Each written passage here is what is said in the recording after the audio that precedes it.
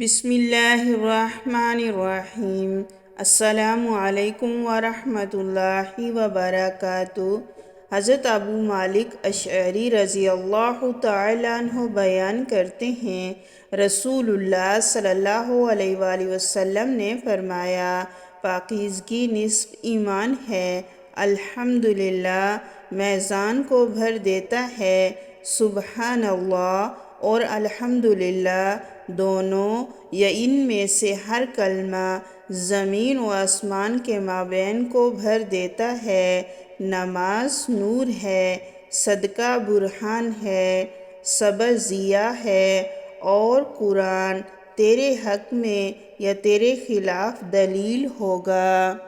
ہر آدمی صبح کے وقت اپنے نفس کا سودا کرتا ہے، پس وہ اسے آزاد کرا لیتا ہے یا ہلاک کر دیتا ہے۔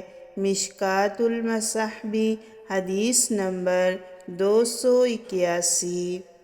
حضرت ابو ہریرہ رضی اللہ تعالیٰ عنہ بیان کرتے ہیں، رسول اللہ صلی اللہ علیہ وآلہ وسلم نے فرمایا، کیا میں تمہیں ایسا عمل بتاؤں جس کے ذریعے اللہ خطائیں معاف کر دیتا ہے اور درجات بلند کرتا ہے؟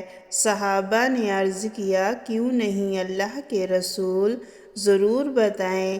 آپ صلی اللہ علیہ وآلہ وسلم نے فرمایا، ناگواری کے باوجود مکمل طور پر وضو کرنا، مساجد کی طرف زیادہ قدم چل کر جانا، اور نماز کے بعد دوسری نماز کا انتظار کرنا، یہی سرحدی چیونی کی حفاظت ہے۔